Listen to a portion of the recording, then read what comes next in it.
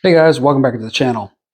I'm going to guys take you on an adventure. I currently have a Tesla Model S that was salvaged, and at the time when I bought it, I was told by the dealer that there was a good chance of getting it recertified and put it back on the Supercharger network.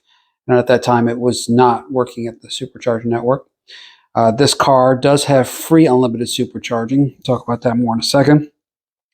And so I was hoping that was true at the time. This was maybe 8 months ago. And I finally found out after a couple attempts, they will not. They'll certify the high voltage system, but they will not put it back on the supercharger network. But as some of you may know, there has been an update. They've not publicized it that I can tell, but I went ahead and created a service request, and they do have a process now to get it back onto the supercharger network. So I was going to show you the chat I had with them, because my main concern was that if I don't get to keep my free unlimited supercharging, for me, it's not very worth it. Electric the charger stations are pricier than ever, and right now it still may be better than gas, but it's not that much better than gas. So really, the only reason for me to have a Tesla right now is because I could charge at home at a quarter of the cost of gas, and that makes sense for me. So let's look at the chat just so you can see what's going on and see what they had to say. So I got the service schedule for January 3rd. Let's go to the chat. So I started out, and they hit me up first. I started at the top, that they have the inspection, and there's two. There's like the high voltage inspection, which that you would need if they were going to do any repair. So if you have a salvaged Tesla and there's a question mark about the high voltage, they will require this inspection just to work on certain things. I did have the modem upgraded, and they did not require this. But if you did stuff like, any of the electronics or other stuff, they may require the high voltage. So they'll do the high voltage inspection, and then there is the part of the inspection that allows it to be put back on the supercharger network, which I would assume is like, running the battery through a bunch of diagnostics, and then eventually a supercharge test. Just make sure that it doesn't react badly when they're doing a full load on it. So I asked them, what are the estimates? The initial cost was around $1,200, and that included, I believe, the high voltage inspection. And if that passed, and then the other one passed, like if both of them passed with no issues, then that was the total out-of-pocket cost. But if they needed to find repairs and you decided not to do it, they would charge you like another $140.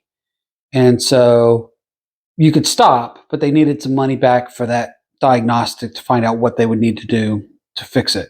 I was told that I cannot leave the car. It would take too long. And so you have to plan your trip. And so my my service center is a good bit away, so I'll have to plan that. And so the field charge is like $140 there. I wanted to proceed, but here's my first foray into getting, I didn't want to just come out and say it, but I wanted to hint at, I want to make sure that my car is not any different when I get it back than when it is given to him. And so I said, hey, I want documentation, what all is going to happen and how my car, and he said, well, we can use this chat as proof of what was discussed before the appointment.